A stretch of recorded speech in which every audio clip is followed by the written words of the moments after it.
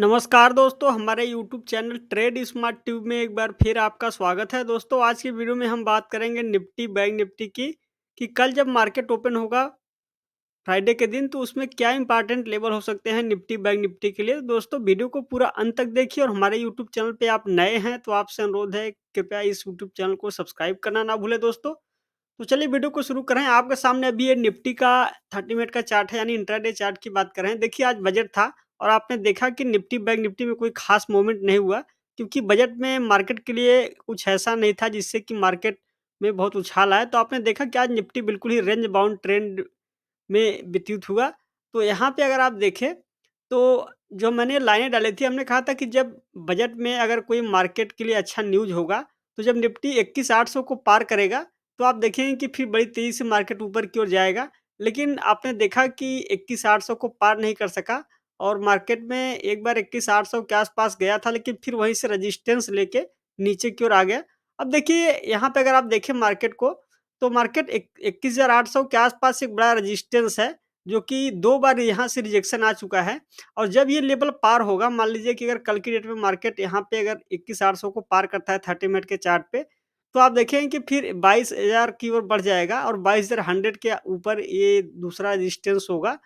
तो दोस्तों, यहाँ पे अब नीचे की ओर अगर देखिए, लेकिन अगर मान लीजिए नीचे गैप डाउन में ओपनिंग होती है किसी वजह से, तो यहाँ पे 21,500 से लेके 21,450 के आसपास ये जो बड़ा सपोर्ट है, ये नीचे की ओर सपोर्ट होगा। और अगर नीचे की ओर अगर ये भी कल की डेट में अगर ब्रेक होता है मान लीजिए किसी वजह से, तो नीचे की ओर फिर आप देखें कि 21,300 21,250 के आसपास सपोर्ट है।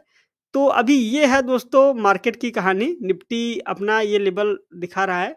अब देखिए, अगर मान लीजिए मार्केट हो सकता है कुछ समय तक इसी रेंज में और ट्रेड करता है और फिर अगर ऊपर की ओर ब्रेकआउट आएगा और जब 21,800 पार होगा, तो आप देखेंगे फिर से 22,000 की ओर इसका लेवल साफ हो जाएगा निफ्टी का। तो कुल मिलाकर अभी देखें तो मार्केट आज रेंज बाउंड है। अब कल की डेट में भी अगर देखिए मार्केट में कुछ करेक्शन आता है, तो 21,500 के आसपास नीचे की ओर सपोर्ट है। तो आप ये 2 लेवल रख के अपना पोजीशन बनाने की कोशिश कीजिए दोस्तों। तो आइए बैंक निफ्टी को देखते हैं दोस्तों। अगर आप बैंक निफ्टी में देखें, तो अब बैंक निफ्टी में एक बड़ा अच्छा ही स्ट्रक्चर बन चुका है और इस स्ट्रक्चर को अगर आप बड़े ध्यान से देखें, तो यहाँ पे 21,300 के आसपास बड़ा मेजर लेवल का रेजिस्टेंस है और मार्केट बिल्कुल ही रेजिस्टेंस के आसपास ही बंद हुआ।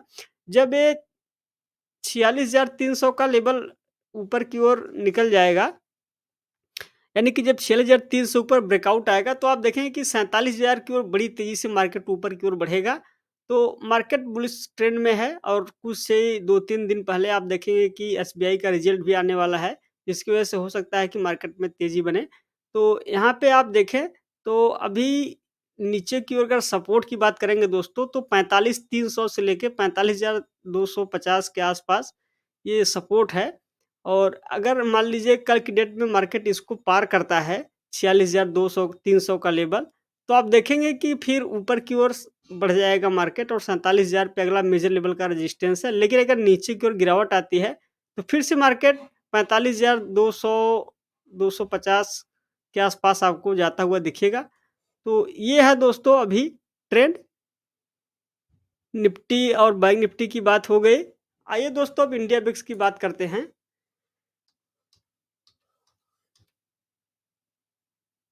लीजिए, तो आपके सामने है इंडिया बिक्स और बिक्स का अभी हम यहाँ पे देखें, तो ये बिक्स का दोस्तों वीकली चार्ट है। आपने देखा कि बजट में बिक्स ऊपर की ओर गया था, लेकिन फिर से बिक्स नीचे की ओर आ गया और बिक्स अभी 14.5 के आसपास आया है। तो बिक्स का गिरना मतलब ये है कि मार्केट में अब वोलेटिलिटी कम हो जाएगी, मार्केट एक रेंज में हो सकता है कि ट्रेड करे कुछ समय के लिए। तो दोस्तों, बिक्स ये बता रहा है। आइए डॉलर के चार्ट को भी देख लेते हैं दोस्तों। लीजिए, तो ये है डॉलर का चार्ट और आप देख रहे हैं कि डॉलर में भी कुछ कमजोरी आती हुई दिख रही है। ये अच्छा संकेत है।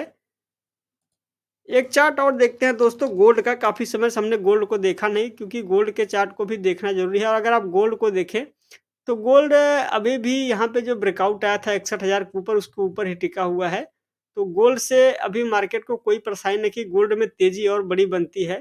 तो आप देखें कि इसका नेगेटिव इम्पैक्ट पड़ सकता है इक्विटी बाज़ार पे।